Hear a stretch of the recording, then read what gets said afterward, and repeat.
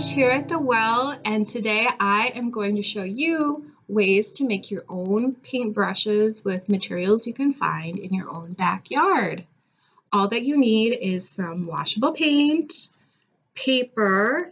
I have plain white computer paper like everybody has at home.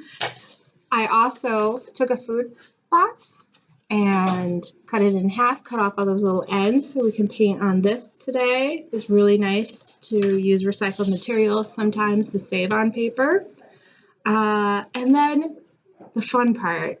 If you're like me, it's time to start cleaning out the spring garden so that things have room to grow.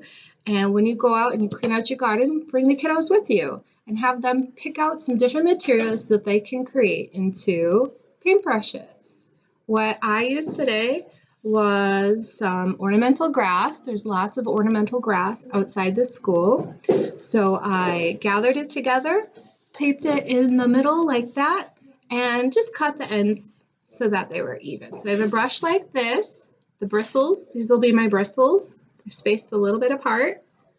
And then I also made another brush out of the ornamental grass, and I left one end in a loop and one end just a little bit stiffer. So my guess, my hypothesis is that these two brushes are going to paint a little bit different. I also collected some twigs, taped them in the middle, some leaves I found on the ground, and I thought it'd be fun. We have lots of bark outside on the ground. We definitely don't want to take bark off of trees. I found some bark on the ground, and I thought I could paint this with a brush and then use it to make an impression on the paper. So let's get started. I chose primary colors because I like mixing the colors together. The kids get to see, oh, what will happen when I mix red and yellow? What color will it make? Well, let's start with that. I'll pick up my first brush. I'm most excited to use this one.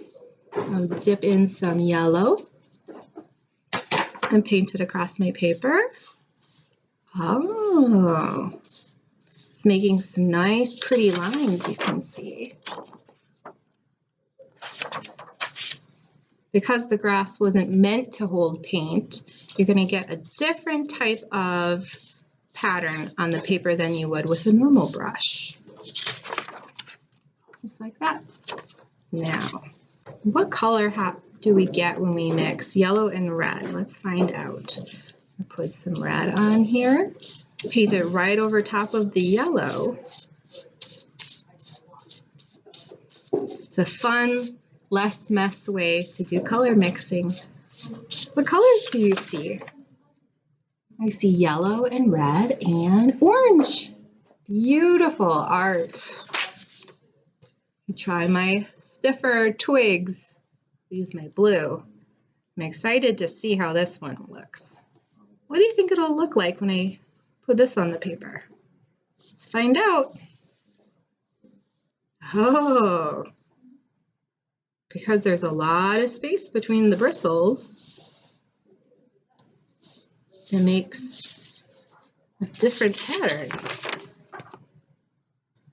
I think that looks very pretty. Let me try the leaves. I use red.